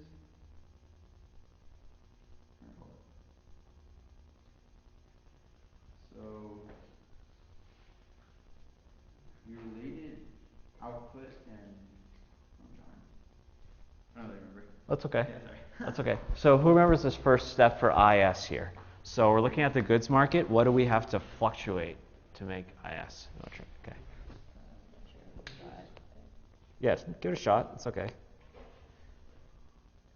Yep. Okay, so what we talked about earlier is in regards to plan or PAE or whatever. If you have this, if you have a change in interest, I cannot draw this thing. So okay, so let's pretend that's an I. Okay. If your interest increases, the planned PAE, okay, whatever Yeah. Z is, Aggregate expenditure. Yep. it will shift downward. Yep. So whatever that line is. Great. So in higher interest rates, lower investment, lower PAE. Good. So in relation before you drew this Yep. line here. So sorry. That's okay. It's okay. So you have Yeah. the initial, which will go down here. Can't draw. Do you want to start here? Let me just clarify. You can draw and I can Okay. explain it. Okay. So I think what she was writing here was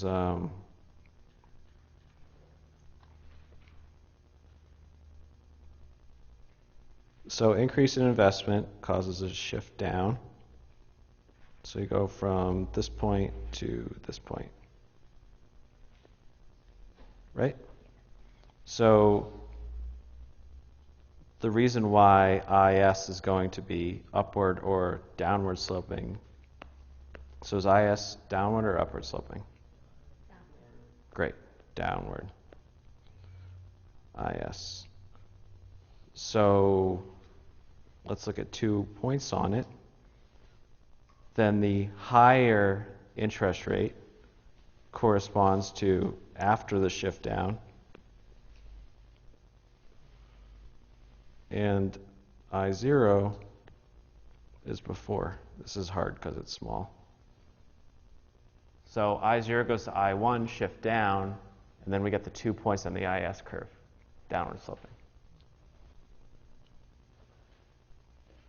All right, you want to try LM? Okay, I don't think I can draw it, but basically it's the same thing with the implicit and explicit.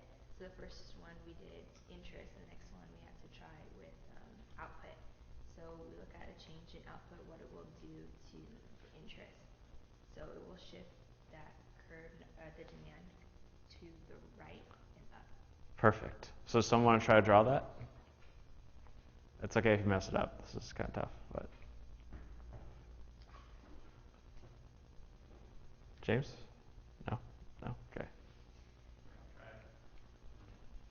Let's see if someone wants. Who wants to draw LM? All right, thank you, Mav. You get psychological extra credit, which means you don't get anything, but.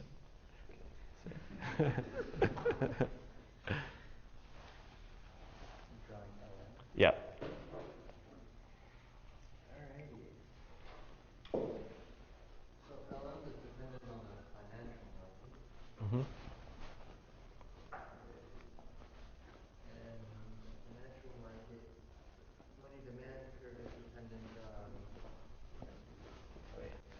Use one of these before. I have no idea what's going on. Here, let's see. Okay. Yep. Financial, the money demand curve is dependent on output, Mm-hmm. so this is at Okay, this isn't working as well.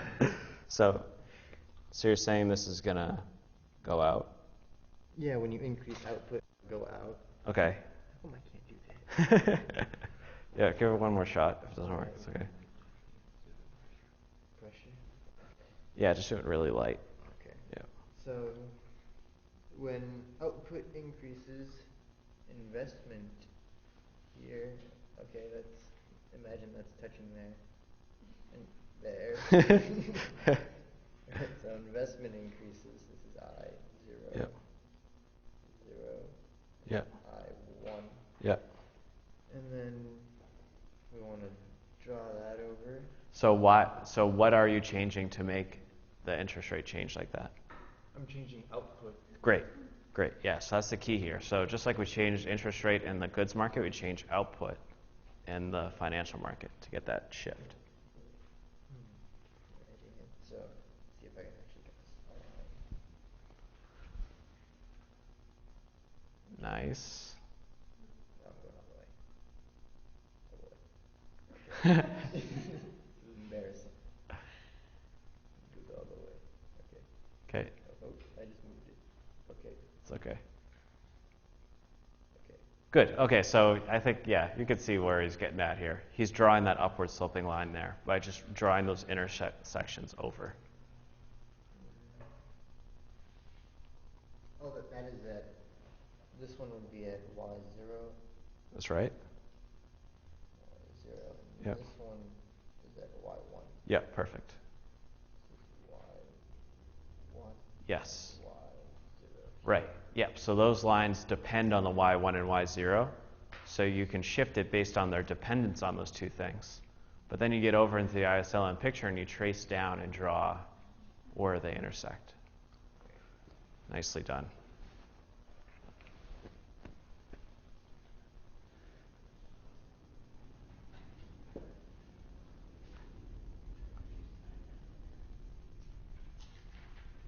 Okay.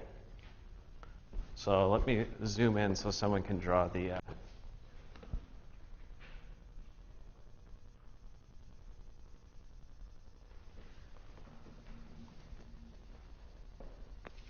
So we just use that to get the ISLM, and we know that that ends up being the AD. And we'll just do that as is, because I want someone to start from the AS and do the similar thing. So how do we start in the labor market and get up to AS now?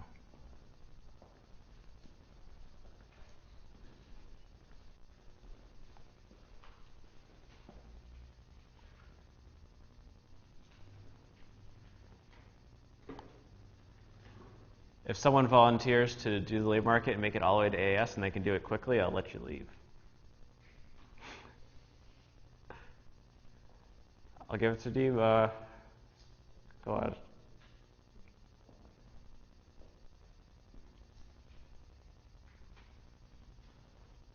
I know someone wants to try. All right, good. What's your name again? Luis? Luis, right. Okay, so yeah, start in the labor market and try to take us up there. So, there's a price setting. It's horizontal. Oh yeah, try to just write lightly. Oh, Like as if it's not like a pen, but it's just drawing. Yeah, perfect.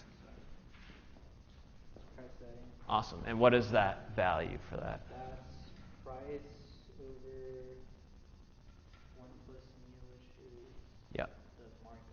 Yep, awesome. So perfectly so far. And that markup, remember, depends on how much monopolistic power the firms have. Okay. And so there's the wage setting, Uh-huh. which is EP, Yep. expected price, Yep. on like both intercepts. Yep. So Yep. we'll have a P of P naught. So when P naught increases to P1, Uh-huh. the price setting goes up. Perfect. So that's constraining P1 over the markup. Perfect. So for a higher P, that price setting goes up, but not the wage setting, because the wage setting depends on the expected price. Huh?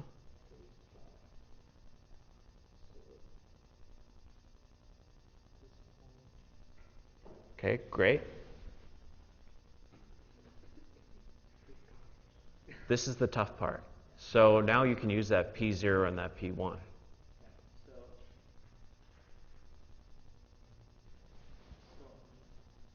Price and employment.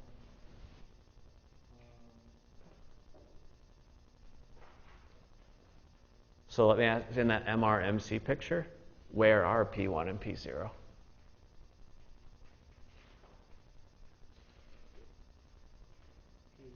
here. With this like line connection with P0. Oh, so what is the horizontal axis in MRMC? Unemployment. Unemployment. And what's the vertical axis? Price, right? So you can put P0 and P1 on the vertical axis. So where are P0 and P1 relative to each other on the vertical axis? That'd be like the markup times the wage. Nope. So it's easier. You're actually making it harder than. So where is P1 on the vertical axis versus P0? If P1's bigger than P0.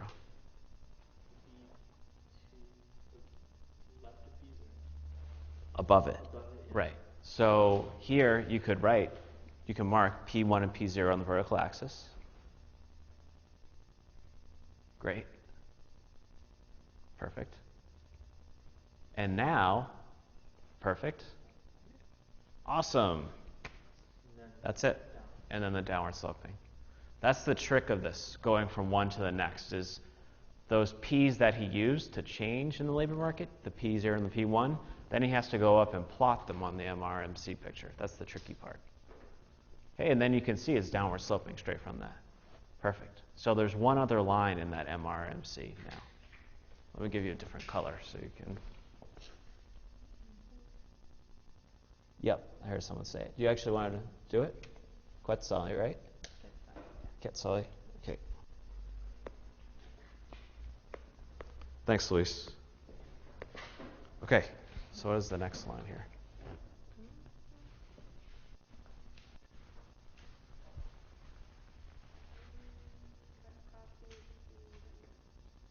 Oh yeah, so just write lightly. Yeah. I would judge you, but it's really hard. What? I would judge how you would write. Yeah. Great, yeah, so what was that U equal to? This was the thing where I said it's like the percentage of. Yeah, we said, so what is the production function we're using here? Y is equal to N, right? Okay, so N is the amount of people actually working. So if L is the labor force, how would you write the unemployment rate? L is the labor force, N is the number working. How do you write the unemployment rate?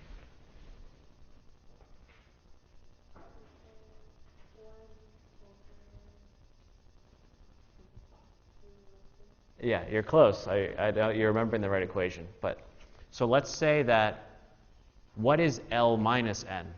What is that equal to?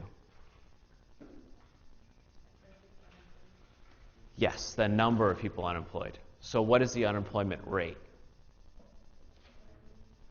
out of the labor force? So the unemployed, when we showed those a few lectures ago, we showed the bar chart, and we said the unemployed is the percentage of the labor force that's not working. So the percentage of the labor force, L, that's not working is L minus N over L out of labor force. So that's what U is. But N is Y. I'm giving you a lot of information here.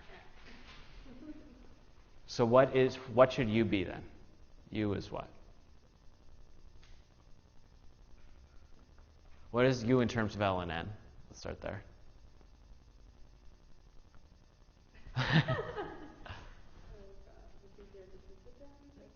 Yeah.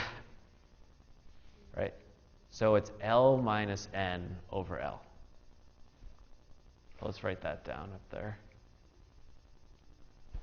Good job.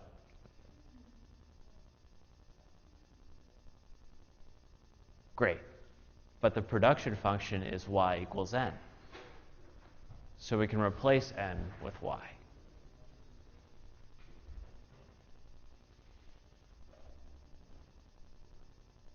Awesome. And then we can simplify that. Yep.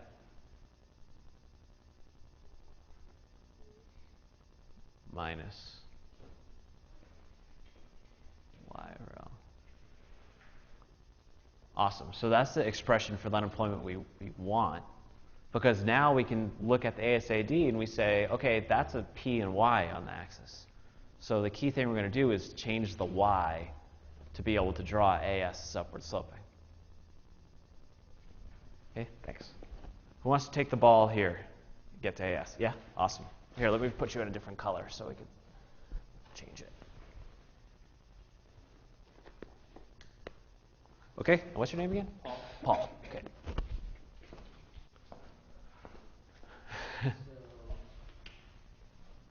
you start off with this line. This line would be 1 minus. Oh, I don't think it's showing up. Try to write lightly. Well, this line. Awesome. Good job. 1 minus y. Well, you got y 1. Okay. Over L. Yep. Perfect. So some set level of y, y1 over L. Y 1, 0 over L. And that corresponds to these, I think. And then, Okay. so this would be, So which one's bigger, y0 or y1? well, y1 would be bigger. Okay. And then y0 would be smaller, so this would be y0 y1. Okay. And then you just draw that for that one, and draw that for over here, Okay. and then this would be what the rest of this side would be that one, Mm-hmm. this one. Awesome. Okay, so perfectly done. So explain to us again how you got that. So the y1's bigger than y0. Yeah, y1's greater than y0, and then that means your unemployment gets smaller. Right, because it's 1 minus y Yeah, over. minus, Yeah. and then when you, I don't know, then you just increase output. Yep. And then therefore your price level gets higher. Awesome. Yeah. Yep. Yeah. That's right. Yeah, it's kind of like there's a step there that's a little uneasy, but it's because you did the y1, the y0, then you just plot them on the bottom, and then use your intersections to find the piece that correspond. Yeah, perfect. And that's the AS. All right, so as promised, I'll call it there. And thanks for sticking with us. I know this is tough, but that's going to make talking about policy so easy. So just a couple announcements before you go. So first of all, next week, finals coming up. So what I'll do is I'll post a final homework for you to do. And Monday, I'll try to allot a big section of time to question and answer type stuff. So try to find as many questions as you can. Everything that looks unclear to you, write it down, bring it in, we'll talk about it. All right, and email me over the weekend if you have any questions. Oh, last thing. I'm pretty sure some people asked me about taking the final at a different time. If that's you, then you have to tell me ASAP, or we won't be able to schedule it. Okay, thanks. Yeah. Okay, so that's it for the ASAT. That's short term, right? Yeah, I always find those distinctions a little hard to. Really? Yeah. Okay. But yeah, that's the book Okay. uses. Yeah. Okay. I'll try not to ask questions about that because this chapter I really don't like, to be totally honest, and I think they kind of boggle it, like what is short term, long term, but yeah. Okay. Because